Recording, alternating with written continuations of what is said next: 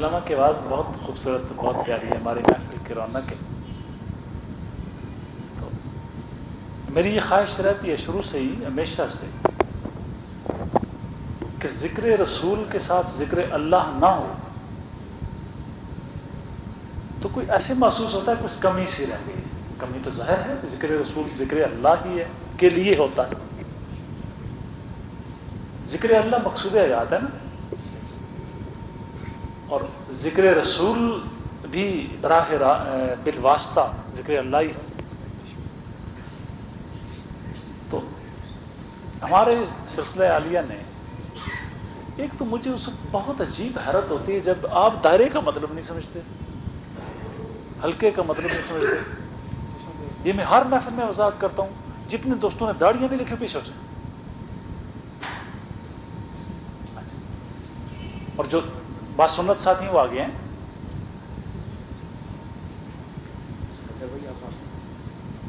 Circle کا مطلب نہیں پتا آپ کو؟ حلقہ کسے کہتے ہیں؟ یہ آداب طریقت کے خلاف بات ہے کہ ایک بات 3-4 دفعہ کہی جائے. مطلب کہ مشائخ کی جو محافل ہوتی ہیں ان میں حلقے ہوتے ہیں، حلقہ ذکر ہوتا ہے. آپ بڑا شریف جاتے ہیں، صاحب مبارک باقاعدہ دور دور تک دوستوں کو حلقے میں بٹھاتے ہیں. آپ اس بات کو سمجھیں، یہ ابھی حلقے کی صورت نہیں بنی ہے، یہ آپ کی اپنی کوئی ترتیب لگ رہی ہے مجھے. ایک گروپ آگے آ جائے، ایک دوستوں کی ایک لائن آگے آ جائے. ڈاکٹر صاحب آگے آ جائیں، آپ بھی آگے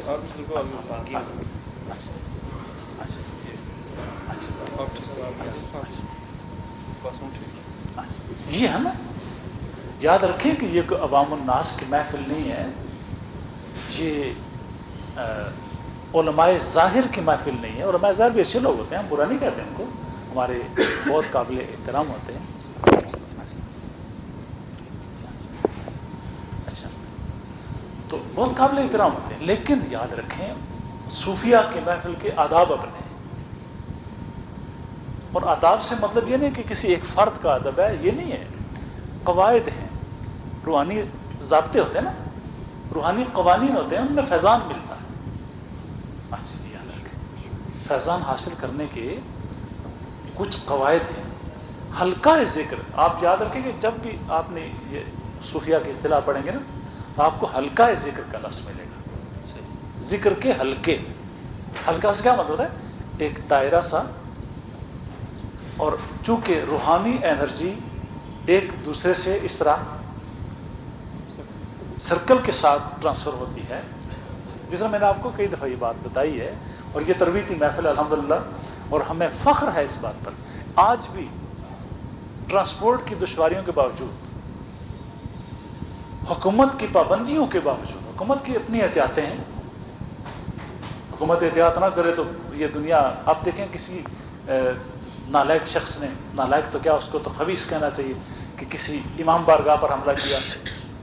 اور امام بارگاہ کوئی برا لفظ نہیں ہے، جہاں امام تشریف فرما ہو وہ بارگاہ ہوتی ہے نا، بولیے نا. اگر ہمارے شیخ تشریف فرما ہو کہیں تو وہ شیخ کی بارگاہ ہے، وہاں کوئی خنزیر آ کے حملہ کرے اور دوستوں کو مار دے، یہ اسلام ہے؟ بولیے نا. کتنی بڑی یہ زیادتی اور کتنی بڑی خباثت ہے. تو اے کہ نشناسی خفیرہ از جلی ہوشیار باش، اے گرفتار ابو بکر و علی ہوشیار باش.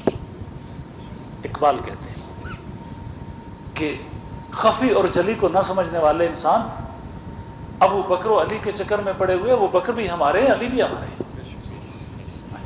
جو علی کا نام پیار سے لے گا وہ بھی ہمارے سر کا تاج ہے، جو حضرت ابو بکر صدیق کا نام پیار سے لے گا وہ بھی ہمارے سر کا تاج ہے. دونوں ہمارے. اہل باطل کی گولی کبھی یہ نہیں دیکھے گی کہ علی کا ماننے والا یا صدیق کا ماننے والا. ٹھیک ہے نا. تو یہ بتانا یہ چاہتا ہوں کہ حکومت کی اپنی احتیاطیں ہیں اور درست ہیں. تو وہ ایک الگ ڈپارٹمنٹ ہے، اس کو ڈسکس کرنا.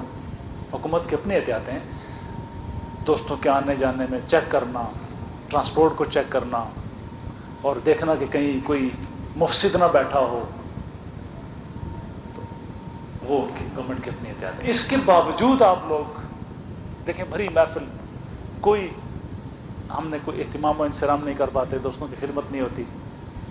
लेकिन आज मुझे यूं लग रहा है, यकीन माने, कि आज इस महफिल में आने वाले दोस्त मुझे अहले बैत रसूल के मेहमान लग रहे हैं। मैं अपनी ज़ाती कैफियत आपको बता रहा हूँ। इसलिए कोशिश ये करें कि इन महाफिल में से कोई दोस्त महरूम न जाए। और चूंकि ये सूफिया की महफिल है, उलमाए ज़ाहिर की भी नहीं और कोई सियासी भी नहीं, ये एक सूफिया की महफिल है। सूफिया की महफिल के आदाब होते हैं, और उन आदाब में से एक अदब ये भी है कि हल्का जिक्र बनाया जाए।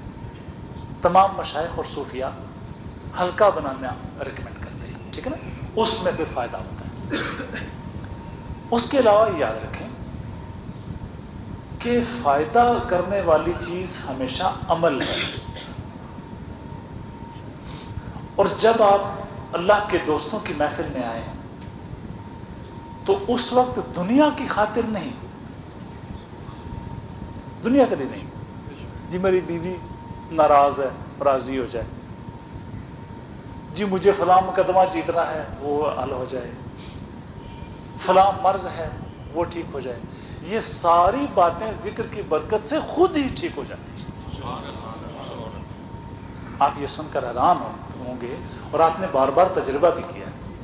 अल्लाह के नाम में, अल्लाह के जिक्र में, अल्लाह के बारे में सोचने में इतनी बरकतें शामिल हैं कि ये सारे मसाइल खुद ब खुद ही हल हो जाते हैं। इसलिए इस तरह के मसाइल लेके ना इस महफिल में आने के बजाय मंजिल अपनी अल्लाह को कराते हैं। तो अल्लाहों को मैं तजवीज़ देने लगा था, दरमियान में आप लोग जद में आ गए, थोड़े से आपका हल्का दुरुस्त नहीं था, तो मुझे इस पर थोड़ा सा तासुफ भी हुआ कि ये बार बार मुझे कहने की जरूरत ना पड़े। ये कोई ऐसी इंस्ट्रक्शन नहीं जो समझ ना आ सके ना, ऐसी हिदायत तो ये नहीं है कि जो आसानी से समझ में ना आ सके, तो आसानी से समझ में आने वाली बात। इसी तरह मिलने में मैं आज एक ऐसे अजीज का नाम लेके बात करूंगा, नाम लेके, ताकि आइंदा जाने हुए जानने वाले अजीज ये गलती ना करें। मेरी मुराद रफीक कादरी बेटे से है।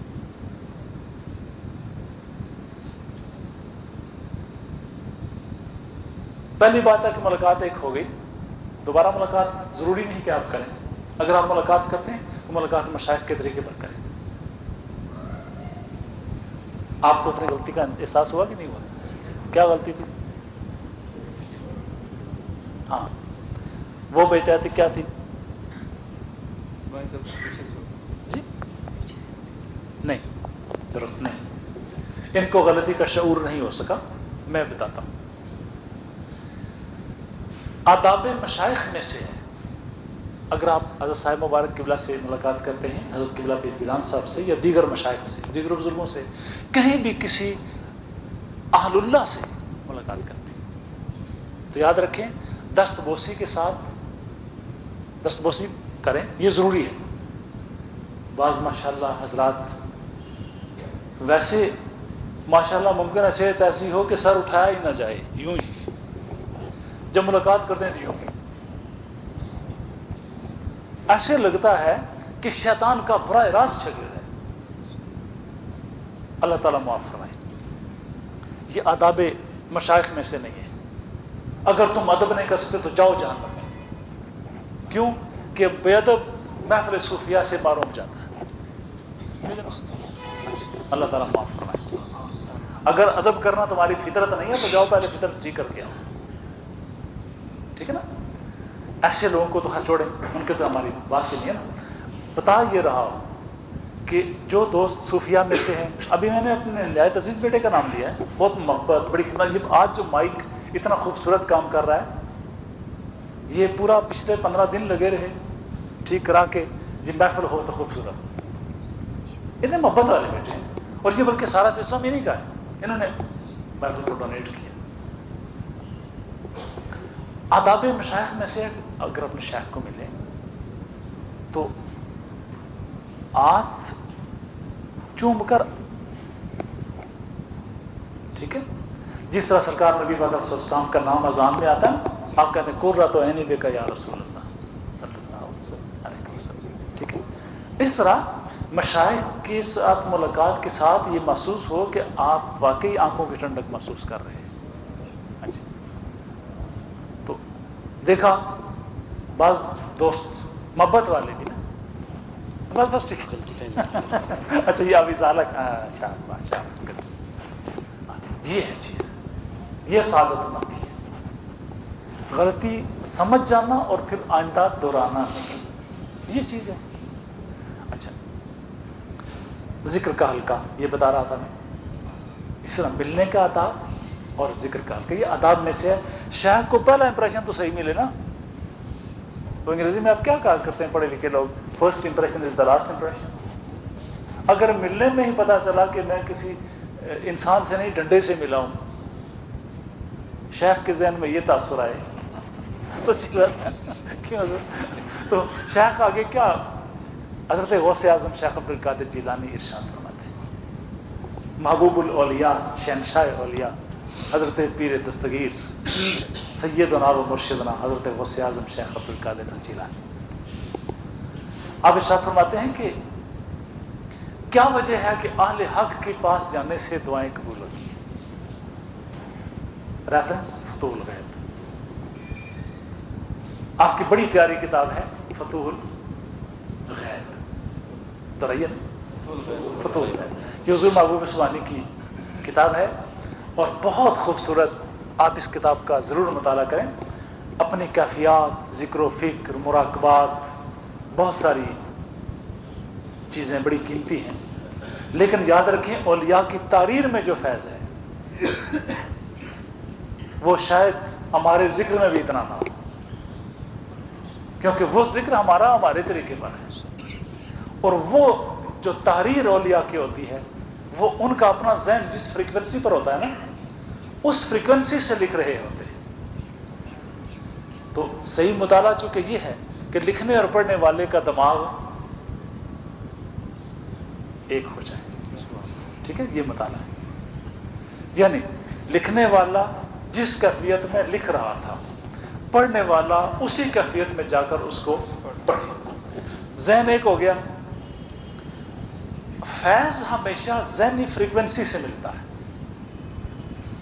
یعنی اگر فیض کو آپ سائنٹیفکلی، سائنسی اعتبار سے اگر آپ ڈسکرائب کرنا چاہیں کہ فیض کیسے ملتا ہے، ٹھیک ہے، آپ کے ذہن میں اکثر سوال ہوتا ہوگا فیض ہے کیا اور ملتا کیسے ہے.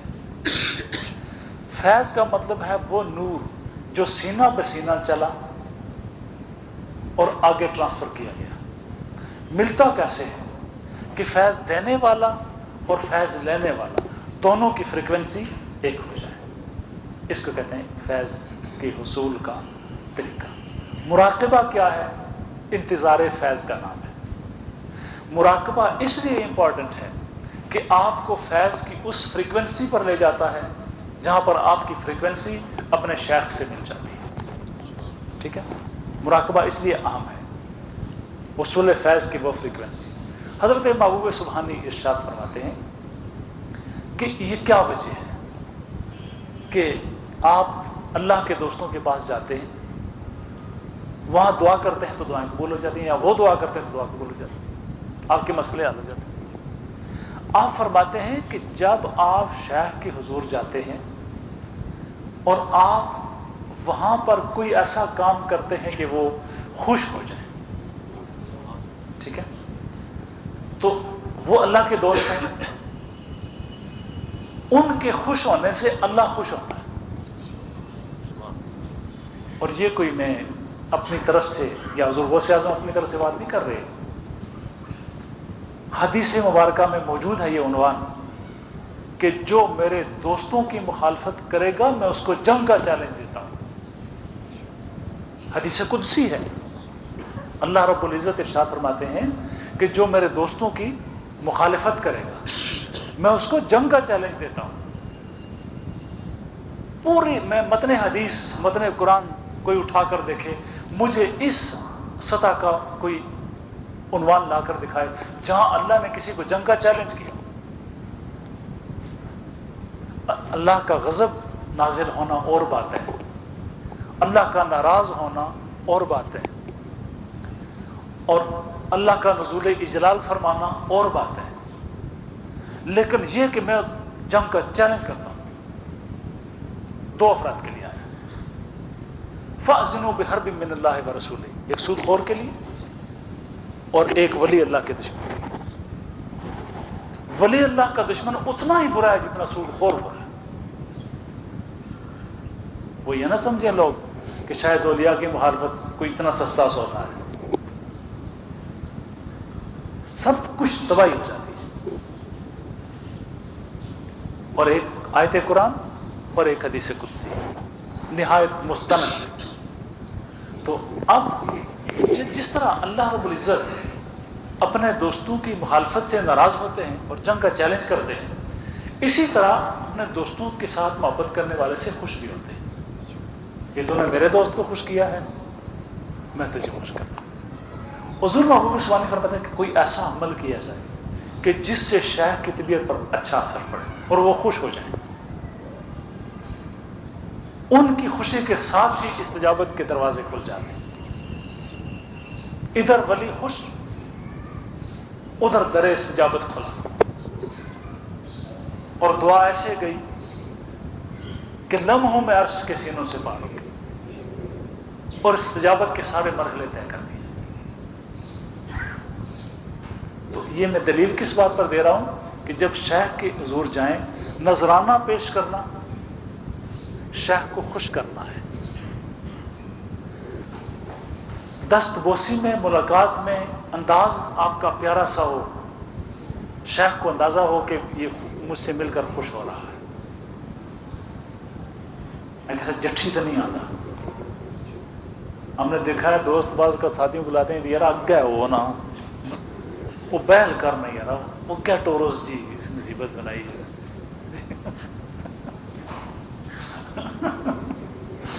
بعض اوقات یہ کیفیت بھی بنتی ہے. تو جس کیفیت میں شیخ محسوس کرے شاید میں کوئی ظالم ہوں اور یہ میرے قریب آنے سے جلنے کے خوف سے یا کسی خطرے کے خوف سے بیچارہ بدگا ہوا ہے، تو اس کیفیت میں فیض کیا ملے گا؟ جو ہے میرا خیال وہ بھی جائے گا. اچھا، تو یہ طریقہ محبت سے ملنا، اس کے بعد دوستوں سے پیار کرنا،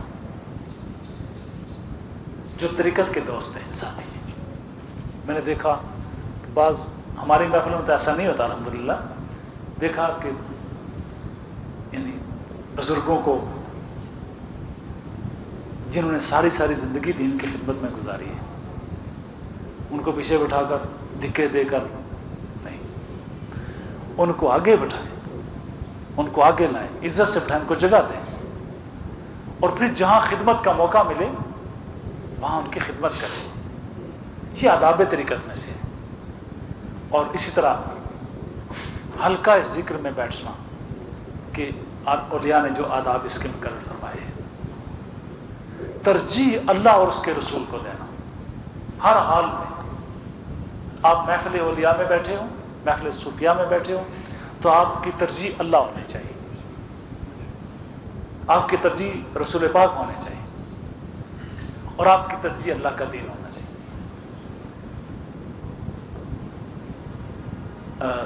کس طرح متن حدیث ہے علامہ کہ من کان فی حاجت اخی کان اللہ فی حاجتی، کہ جو اپنے بھائی کی حاجت روائی کرتا ہے اللہ تعالیٰ اس کی حاجت روائی کرتا ہے.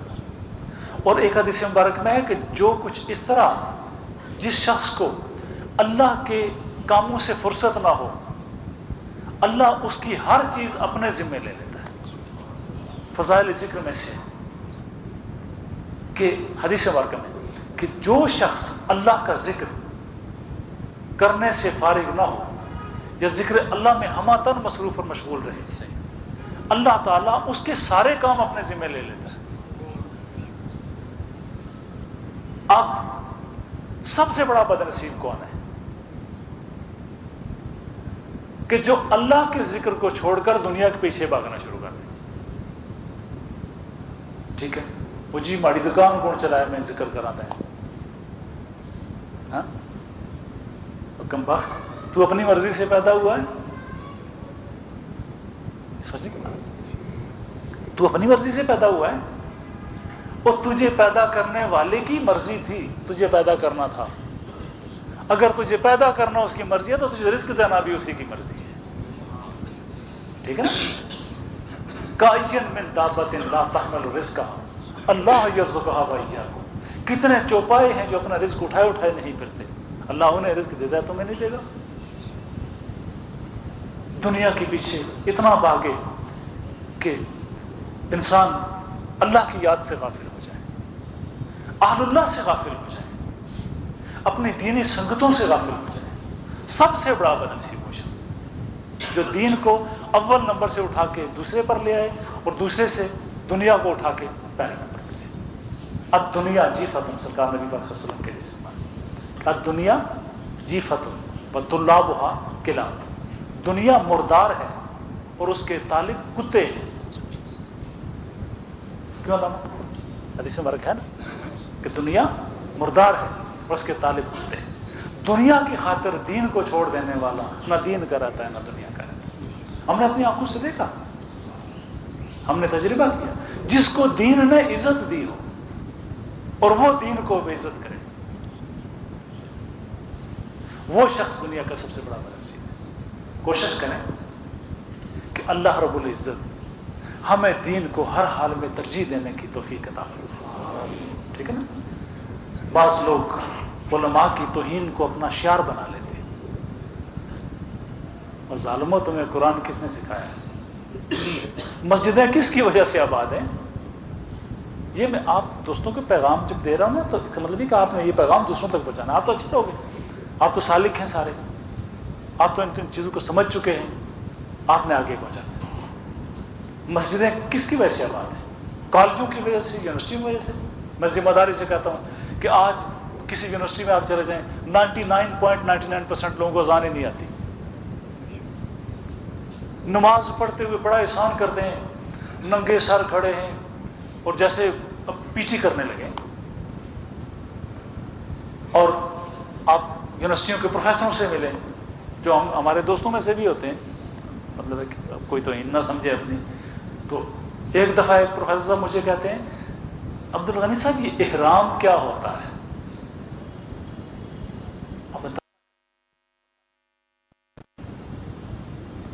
گلی میں جاتے ہوئے کسی بچے سے پوچھا جائے نا احرام کیا ہوتا تو بتا دے گا کہ احرام اس لباس کو کہتے ہیں جو آج کے موقع پر پہنا جاتا ہے۔ اور محترم پروفیسر صاحب جناب والا اتنے بڑی نہیں پتا کہ احرام کس نے، دین کس نے آباد رکھا ہے؟ یونیورسٹیوں والوں نے، کالجوں والوں نے۔ میں کالجز یونیورسٹی کی دنیا کا بندہ ہوں، لیکن گلہ ہے مجھے کالجوں سے، یونیورسٹیوں سے، اور وہاں کے جو مدار المحامان علم ہیں ان سے یہ گلہ ہے کہ میاں علم کے بنڈل اٹھائے پھرتے ہو لیکن عمل کی دنیا میں بالکل تمہارا گراف زیرو پر ہے، اور صرف علم سے کبھی بات نہیں بنی ہے۔ بات جب ہی بنے گی عمل سے بنے گی، عمل سے زندگی بنتی ہے۔ جنت بھی جس کے نام پر یونیورسٹیاں بنی ہیں وہ کہہ رہا ہے یہ خاکی اپنی فطرت میں نہ نوری ہے نہ ناری۔ تو یہ بتا یہ رہا ہوں کہ مسجدیں اگر 5 وقت صدائے اللہ اکبر سے گونج رہی ہے تو یہ علماء کا کام، 5 وقت مصلی رسول پہ کھڑے ہو کے جو نماز پڑھاتے ہیں ان کا مقام معمولی ہے؟ تو ان علماء کی توہین کرنا بھی ایک آج کل ایک عادت سی بن گئی ہے، ٹھیک ہے نا؟ تو اس کو بھی ختم کرنا ہے۔ حضرت امام ربانی فرماتے ہیں، بڑی خوبصورت سٹیٹمنٹ ہے حضرت کی، آپ فرماتے ہیں کہ ایک عالم دین میرے نزدیک جو عمل میں کمزور ہے، جو عالم دین فرماتے ہیں کہ جو عمل میں کمزور ہے میرے نزدیک اس زاہد سے افضل ہے جو اکیلا ہر وقت عبادت میں لگا رہتا ہے۔ یہ کس کی اسٹیٹمنٹ ہے؟ حضرت امام ربانی کی رحمۃ اللہ علیہ. آپ ارشاد فرماتے ہیں اس لیے کہ عالم گناہ گار ہو کر بھی ممکن ہے کوئی ایک بات ایسی کر جائے کہ بہتوں کا بھلا کر جائے. ٹھیک ہے نا؟ یعنی اس کی ایک بات سے لوگ عمل کی طرف راغب ہو گئے تو سب کے عمل کا ثواب اس کے کھاتے میں مل جائے گا. اور زاہد اپنے ہی کھاتے میں لگا ہوا ہے. شیخ سعدی فرماتے ہیں کہ صاحب دلی بے مدرسہ آمد ز خانقاہ، صاحب دلی بے مدرسہ آمد ز خانقاہ، بشکست عہد صحبت اہل طریقہ. بوستا کہ ایک صاحب دل خانقاہ چھوڑ کے، لیکن یاد رکھیے میں خانقاہ چھوڑنے کا مشورہ نہیں دے رہا ہوں بعد میں کہ ایسا نہ ہو کہ حضرت نے آج کہا ہے، پروفیسر صاحب نے آج ہمارے شیخ نے یہ بات کہی ہے جناب کہ خانقاہیں چھوڑ دی. یہ نہیں، وہ خانقاہیں جہاں علم نہیں ہے. الحمدللہ ہمارے باڑہ شریف میں علم بھی ہے، روحانیت بھی ہے. ہاں جی. اچھا، بشکست عہد صحبت اہل طریقہ، جو صرف اہل طریق تھے اس کا عہد اس نے توڑ دیا. گفتم شیخ صاحب فرماتے ہیں گفتم میان عالم و عابد چی فرق ہو، کہ میں نے اس سے کہا کہ عالم اور عابد میں کیا فرق تھا، تا اختیار کر دی ازاں ان طریقہ، کہ تو نے اس طریقے کو چھوڑ کر، عابدوں والے طریقے کو چھوڑ کر تم نے علماء کا طریقہ اختیار کر لیا. گفت آن گلی میں خیشرا بیروں برد ز موج،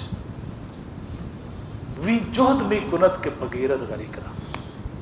فرمایا کہ وہ شخص جو ہے وہ اپنی گودڑی سنبھالتا پھرتا ہے اور موجوں سے اس کو بچاتا رہتا ہے، اور یہ جو ہے عالم دین یہ ڈوبنے والے کو بچا رہا ہے. یعنی کتنی خوبصورت تشبیہ دی ہے کہ وہ اپنی گودڑی بچا رہا ہے کہ وہ ڈوب نہ جائے، اور عالم ڈوبنے والے کو بچا رہا ہے. یعنی وہ کپڑا بچا رہا ہے، یہ انسان بچا رہا ہے. اس لیے علماء کے حوالے سے بھی بڑا احترام کی پالیسی اختیار کرنا. یہ ساری باتیں میں اس لیے کر رہا ہوں، علامہ کی تجویز ابھی باقی ہے، ضمناً باتیں چلیں اور مجھے طبیعت پر جو چیز غلبہ کرتی ہے، اور اس میں دیکھا یہ اکثر ایسے ہوتا ہے کہ دوستوں کے فائدے ہوتے ہیں. جس جگہ پر کوئی کمی محسوس ہوتی ہے انسان اس کی اصلاح کرتا ہے. اگر کسی انسان نے کوئی ضرورت سان چیز کھا لی ہو اور اس کو خطرہ ہو کہ یہ بیمار ہو جائے گا تو اس کو بر وقت دوا دینا یہ ضروری ہوتا ہے. تو یہ جو آداب کے حوالے سے گفتگو کی ہے اس میں میری ذات انوالو نہیں ہے، نہ میں اتنا اس قابل ہوں کہ میرے آپ اتنا ادب کریں، اور دیگر مشائخ کے حقوق کے حوالے سے بات کر رہا ہوں.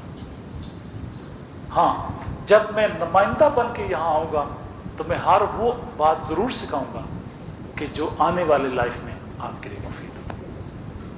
جب میں کسی کو بے ادب دیکھتا ہوں تو علامہ اقبال والی بات کہ من جوانی رات جبین من بے ادب روز من تاریخ میں کرتا شب، کہ جب میں کسی جوان کو یا کسی انسان کو بے ادب دیکھتا ہوں تو میرا دن رات میں بدل جاتا ہے. بے ادبی اتنی بری شے ہے. تو علامہ سے میں درخواست جو کرنے لگا تھا وہ یہ تھی کہ یہ جو نعت شریف ہے جو آپ پڑھتے ہیں نا بہت پیاری ہے، اس کا سٹائل بڑا اچھا ہے. تو اگر آپ اس کو اس طریقے سے پڑھ سکیں کہ اس پر ذکر ہو سکے اسی نعت میں، ٹھیک ہے. کوئی ایسی صورت بن سکتی، میں نے آپ کو ایک بات سکھائی بھی تھی، پتہ نہیں آپ کو یاد ہے کہ نہیں. اب مثلا آپ اس کو اپنے سٹائل میں آپ پڑھ رہے ہیں نا، اس طرح اگر آپ پڑھیں پھر میں ابھی آپ کو ساتھ ساتھ مشورہ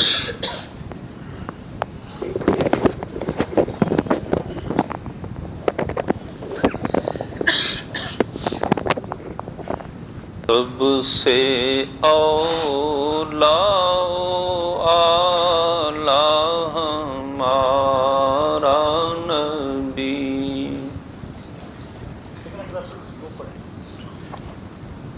ذکر کے ساتھ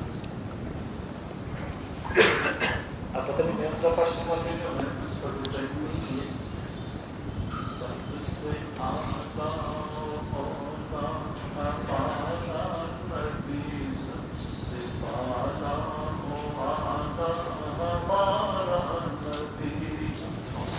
کیسا رہے؟ بہت اچھا.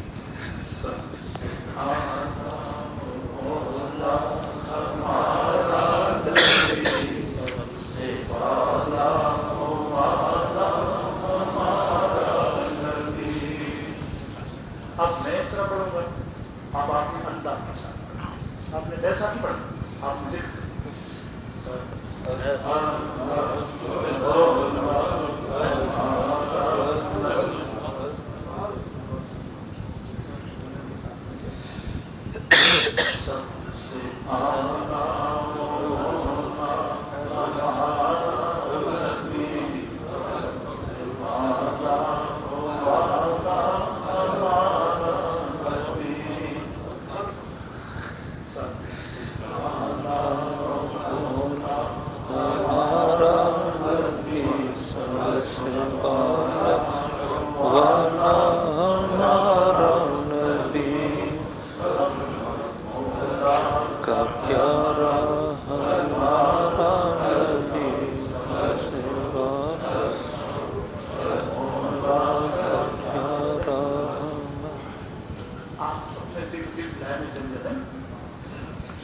کے ساتھ ٹریننگ ہے یہ سمجھنے کہ ہم نے کچھ محفل اس طرح نہیں اوپن پبلک والی محفل نہیں، ایک ہم ٹریننگ کر ٹھیک ہے.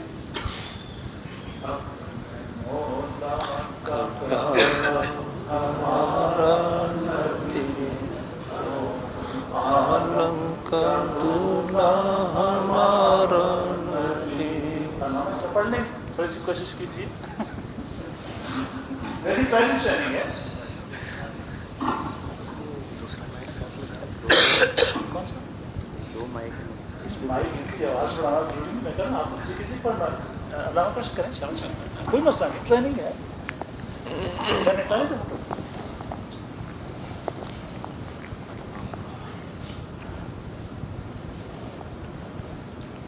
کوشش کریں نہیں تو اپنے طرز پر پڑھنا کوئی مسئلہ. ایک شعر تو پڑھا جائے گا، آگے پھر نہیں پڑھی جائے گی. کوشش کریں کوئی مسئلہ نہیں.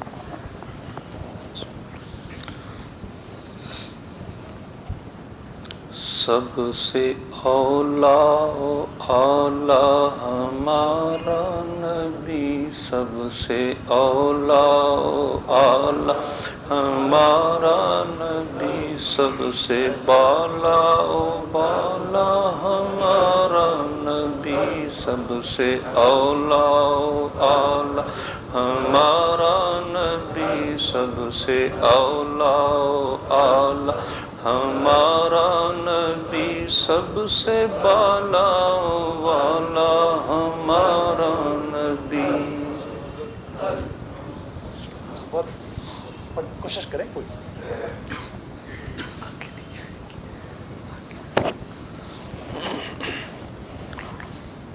اپنے مولا کا پیارا ہمارا نبی، اپنے مولا کا پیارا ہمارا نبی، دونوں عالم کا دولہا ہمارا نبی، اپنے مولا کا پیارا ہمارا نبی، اپنے مولا کا پیارا ہمارا نبی، دونوں عالم کا دولہا ہمارا نبی، سب سے اولا اعلی ہمارا نبی، سب سے اولا اعلی ہمارا نبی، سب سے بالا والا ہمارا نبی.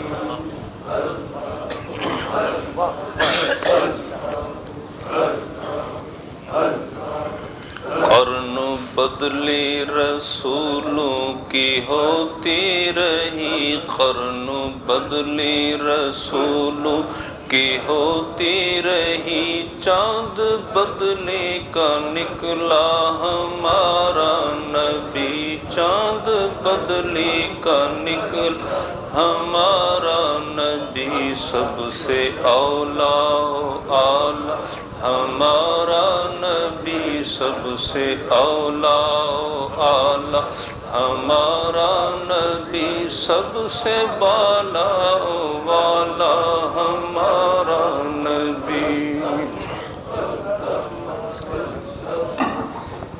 میرا خیال ہے کہ آپ جو ترتیب رکھیں نا اس طرح رکھیں کہ پہلا جب مصرع یہ پڑھے نا تو یہ ان کو پڑھنا، دوسرے مصرع پر آپ ان کو جائیں گے، ٹھیک ہے؟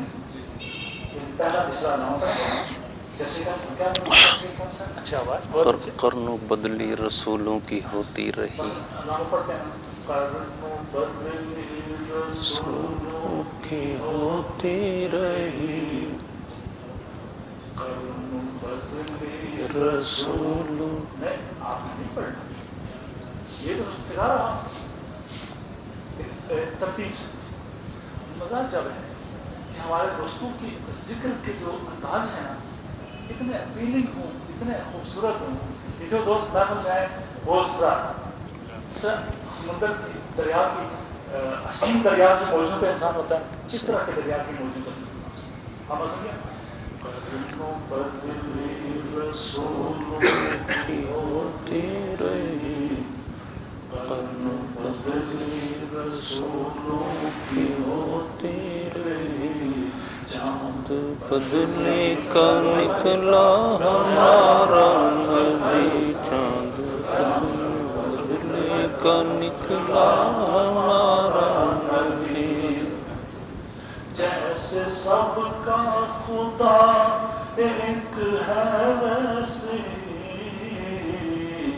جیسے سب کا خدا ایک ہے ویسے ان کا تمہارا ہمارا نبی، تمہارا ہمارا نبی۔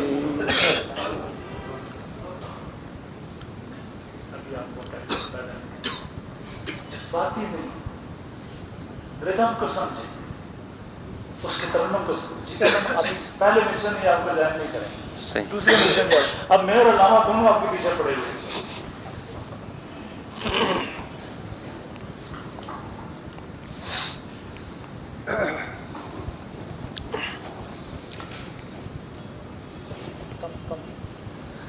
دونوں بھائی شاباش۔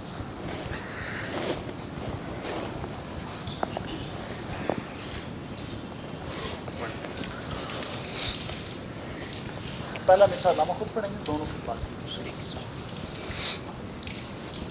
قرن بدلی رسولوں کی ہوتی رہی،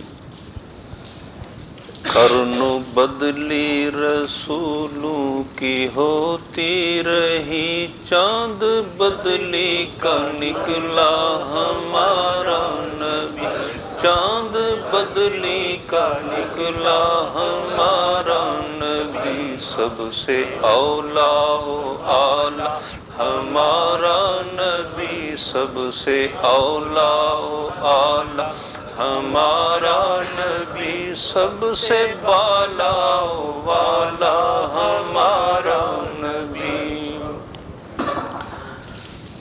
کون دیتا ہے دینے کو منہ چاہیے، کون دیتا ہے دینے کو منہ چاہیے، کون دیتا ہے دینے کو منہ چاہیے، دینے والا ہے سچا ہمارا۔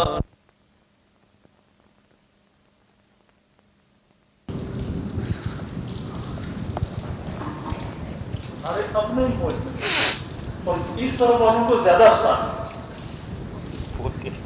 یہ بالکل چپ اور ان سارے میں جدھر پیسہ ساتھ میں بولنا نہ چاہتا ہوں وہ اپنی دار میں بیٹھے سارے دوست ملیں اس طرح لوگوں سے ملا یہ ہے کہ آپ اس ردم کو فالو نہیں کرتے۔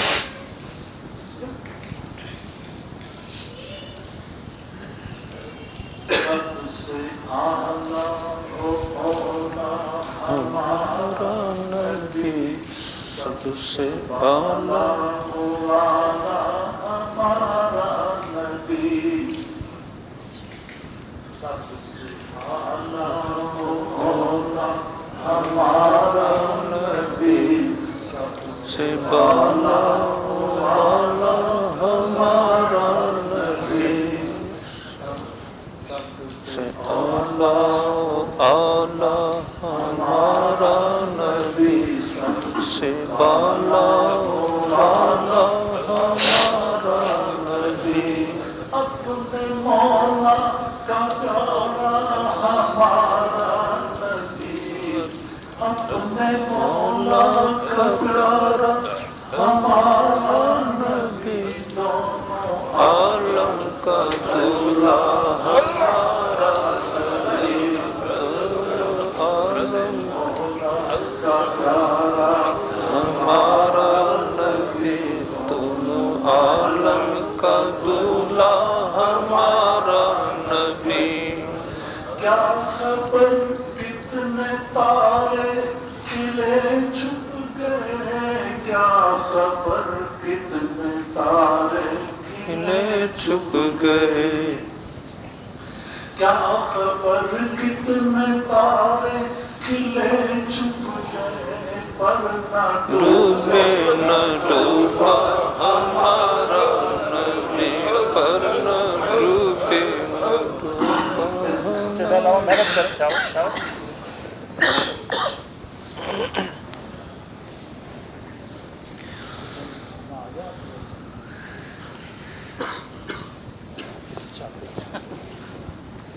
چلیں آج بہت ہے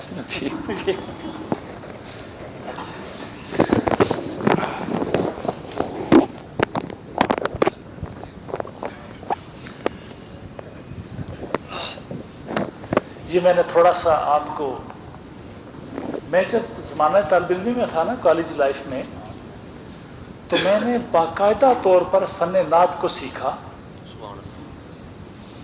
فن تقریر کو سیکھا، جس کا فائدہ اب مجھے محسوس ہو رہا ہے کہ دین کی خدمت کرتے ہوئے آسانیاں محسوس ہو رہی ہیں۔ اب میں آپ کی خدمت کر رہا ہوں لیکن مجھے کوئی دشواری فیل نہیں ہو رہی، حالانکہ یقین مانے میں نے یہ پہلے پریکٹس کیا اس نعت پر اس طرح سے، لیکن اگر آپ جب گھر جا کر اس کو پریکٹس کریں گے نا تو آپ کو کوشش یہ کرنا ہے کہ ہر نعت کے ساتھ آپ اسی انداز میں چل سکیں۔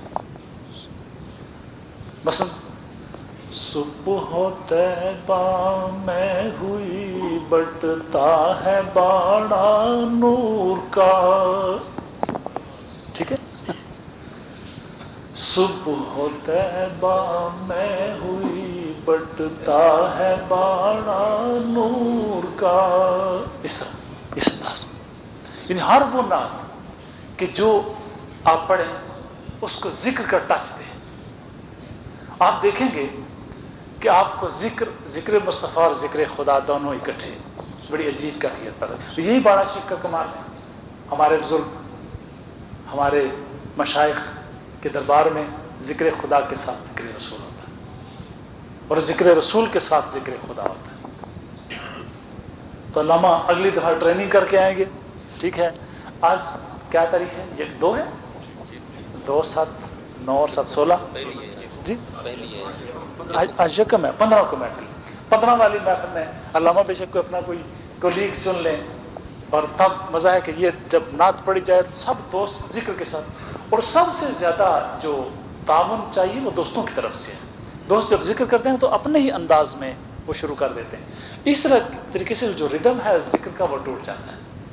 ویسے ہم بھی عجیب دیوانے ہیں، ذکر سیکھنے پر اتنی محنت اس دور میں کر رہے ہیں،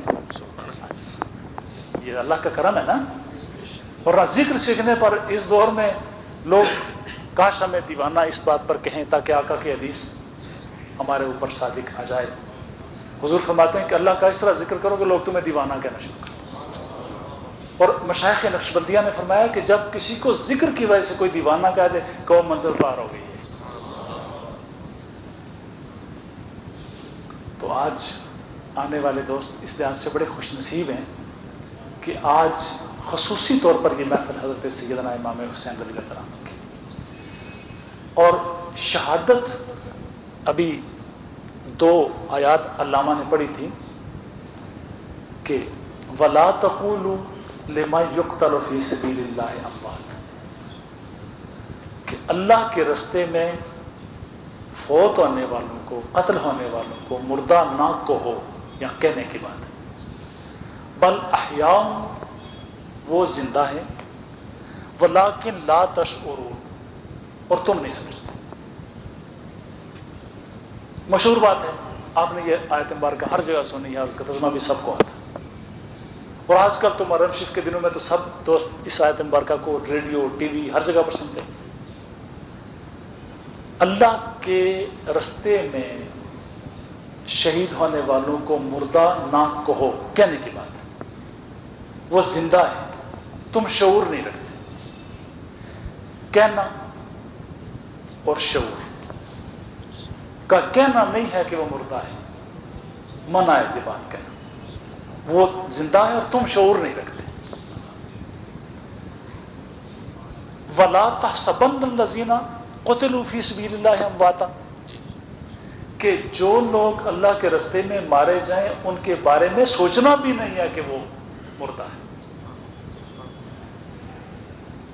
بل احیاء عند ربہم یرزقون، وہ زندہ ہے اور اللہ کی بارگاہ سے ان کو رزق ملتا ہے۔ ادھر کہنا نہیں ہے کیونکہ تمہیں شعور نہیں، ادھر سوچنا بھی نہیں، ان کو رزق ملتا ہے۔ ٹھیک ہے، یہ چار باتیں، کہنا بھی نہیں اور سوچنا بھی نہیں، تم شعور نہیں رکھتے، انہیں رزق ملتا ہے۔ گویا رزق کی کوئی ایسی قسم ہے کہ جو شعور کی دنیا سے پرے کا کوئی رزق ہے۔ ٹھیک ہے، ان کے خلاف، ان کے بارے میں یہ بات کہنے پر بھی پابندی ہے کہ وہ مردہ ہے، اور ان کے بارے میں یہ بات سوچنے پر بھی پابندی ہے کہ وہ مردہ ہے۔ قرآن عظیم کا مزاج یہ ہے کہ جب وہ کسی چیز پر حکم نافذ کرتا ہے تو وہ حکم فرضیت کا درجہ رکھتا ہے۔ علامہ یہی ہے نا، عبارت النص سے یہ بات ثابت ہے کہ ویسے سوچ پر گرفت نہیں کی گئی، لیکن اس سوچ پر گرفت بھی موجود ہے کہ سوچنا بھی نہیں، امر ہے، امر الہی ہے، فرض ہے یہ بات کہ تم شہید کو زندہ سمجھو۔ یہی استدلال ہو سکتا ہے، یہ بات فرض ہے، اگر تم نے سوچا بھی تو قرآن عظیم کے ضابطے کی خلاف ورزی ہو جائے گی۔ یہاں ایک نقطہ میں آپ کو پیش کرتا ہوں، ذرا آپ لوگ محدود وقت میں ایک نقطہ سے۔ کسی کو گولی لگی یا تلوار لگی یا نیزہ لگا یا کوئی اور زخمی کرنے والی، ہلاک کرنے والی چیز لگی، پتھر لگا، شہید ہو گیا۔ وجہ شہادت وہ اوزار ہے، وہ کلنگ ایجنٹ ہے کہ جس کی وجہ سے اس کی ڈیتھ واقع، مثلا گولی کی وجہ سے ہوئی تو گولی کی وجہ سے آسمان کہیں چٹان سے گر کر شہید ہوئے، وہ صورت، پانی میں ڈوب کر مرے وہ صورت، یا کوئی بھی صورت کہ جس کی وجہ سے شہید کی شہادت واقع۔ شہادت کا سبب وہ چیز قرار پائے گی کہ جس چیز کی وجہ سے ان کی شہادت واقع، مثلا گولی ہے تو وجہ شہادت کیا ہو جائے گی؟ گولی ہو جائے گی۔ اچھا، اگر تلوار ہے تو وجہ شہادت، اگر نیزہ ہے تو وجہ شہادت نیزہ۔ اب دیکھنا یہ ہے کہ جب اللہ کے رستے میں وہ بندہ شہید ہو گیا تو وہ مرا کہ زندہ ہوا؟ بظاہر تو مر گیا نا، لیکن اللہ کہتا ہے وہ زندہ ہے۔ مر گیا لیکن زندہ ہے۔ مرنے کا باعث تو وہ گولی ہے، زندہ ہونے کا باعث کون سی چیز ہے؟ یہ بات سمجھنے والی۔ مرنے کا باعث تو وہ تلوار ہے، زندہ ہونے کا باعث کون سی چیز ہے؟ مرنے کا باعث وہ نیزہ ہے، زندہ ہونے کا سبب کون سی چیز ہے؟ وہ جذبہ، وہ جذبہ کہ جس نے اسے میدان کارزار میں لا کھڑا کیا تھا اور کہا تھا مولا جان حاضر ہے۔ ٹھیک ہے، میدان جنگ میں غنیم کے سامنے کھڑے ہو کے اپنی جان پروردگار کے حضور پیش کر دینے کا جذبہ، اس جذبے نے اس گولی سے زیادہ اثر دکھایا۔ یہ بات تلوار کی کاٹ تھی، اس نے گردن جدا کر دی، جذبے کی کاٹ تھی، گردن کٹنے کے باوجود زندہ کر دی۔ बस में आएगी। गोली की तासीर थी कि सीने से पार निकली और रूह उड़ा दी। जज्बे की तासीर थी उस बदन में दोबारा जान डाल दी जो जिंदा होने के काबिल ही नहीं रहा। अगर कोई बदन डिस्ट्रॉय हो गया, डिकम्पोज हो गया, बम लगा और बम लगने के नतीजे में उसका एक एक सेल जुदा होकर बम में बिखर गया, वो फिर भी जिंदा। बदन को डिस्ट्रॉय कर दिया जाए, उसकी तिक्का बोटी कर दी जाए, जज्बा मोहब्बत खुदा इंसान को फिर भी जिंदगी अता कर देता है। बात समझ आ गई? गोया ये एक ऐसी चीज है हुब्बे खुदा जो ना बदन की मोहताज है और ना उसे कायनात की कोई जरूरत शय जरूरत पहुंचा सकती है। यानी ये जज्बा हुब्बे खुदा दुनिया का सबसे ज्यादा मौसर हथियार है। बदन ना भी रहा तो जिंदगी फिर भी रही। यह है शहादत का असल पैगाम। जब भी शहादत की बात छिड़े, आप ये क्वेश्चन लेके खड़े हो जाए और कहें कि जनाब मारने वाला एजेंट तो ये है, मारने का जो फैक्टर है वो ये है, जिंदा करने का फैक्टर कौन है? अगर बदन डिस्ट्रॉय हो गया, बदन डिकम्पोज हो गया, बदन का एक एक बाल बिखर गया, सेल सेल बिखर गया, डिकम्पोज हो गया, तो उस कैफियत में भी अगर जिंदगी लुटाई जाती है, उस कैफियत में भी अगर रिस्क मिलता है, तो वो कौन सी चीज है? जज्बाए हुब्बे खुदा। अगर कोई शख्स मोहब्बत खुदा में एक दफा मैदान कारजार में जाए और उसका बदन, उससे रूह निकल जाए, तो वो शख्स जिसकी पूरी जिंदगी जज्बा हुब्बे खुदा में गुजरी हो,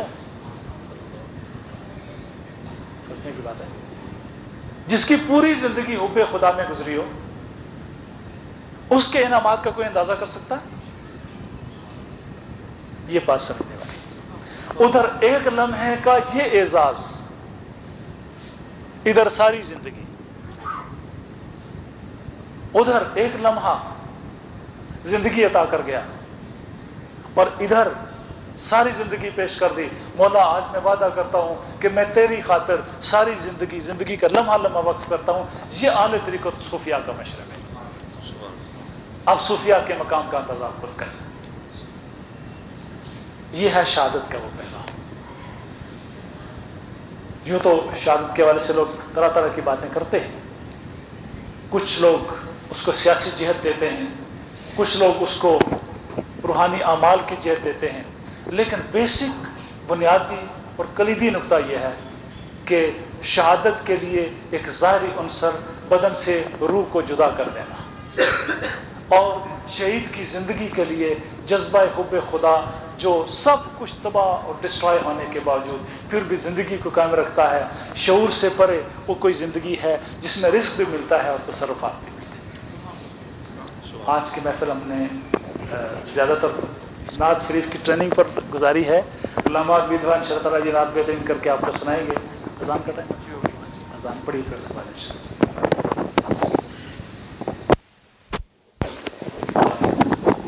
11 मरतबा दुरूद पढ़ेंगे, खुसूसी तौर पर आज शुहदाए करबला की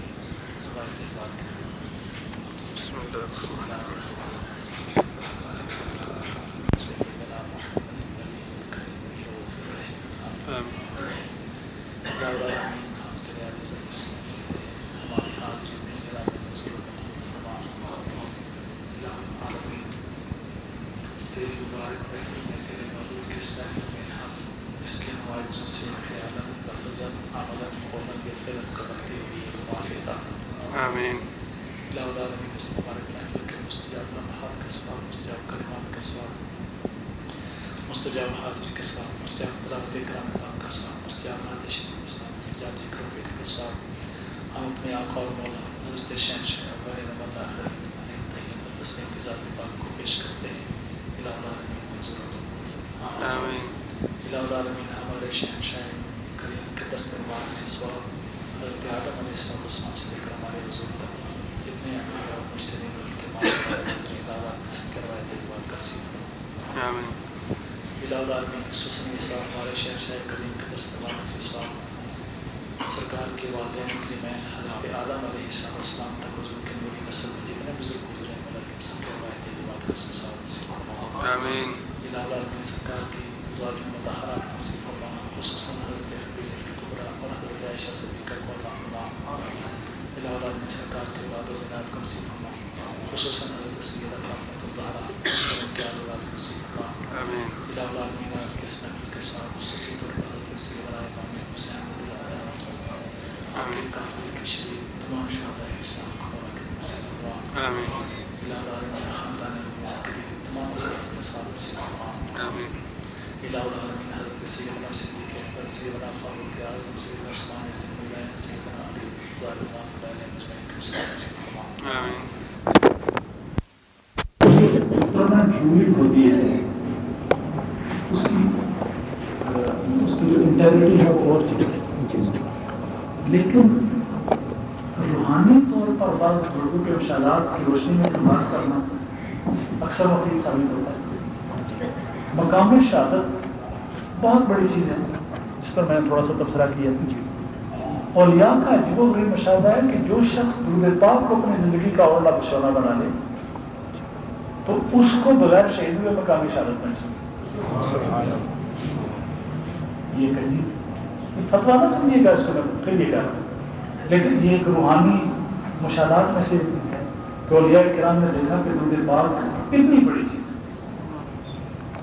تو جو سالکین نے راہ طریقت میں چلتے ہیں ان کو چاہیے کہ درود پاک کو ساتھ ساتھ اپنی زندگی کا جزو اعظم ہے. درود پاک کے بڑے فضائل ہیں بہت زیادہ بڑے. کبھی انشاءاللہ اللہ پاک نے موقع بخشا تو ہم اس پر محنت کرتے ہی رہتے ہیں پھر کبھی اس پر محنت سے جانے میں کیونکہ یہ ایسی چیز ہے کہ بار بار تازہ خاری داشتن کرتا ہے سینہ گاہ گاہے باز خاں کے سرے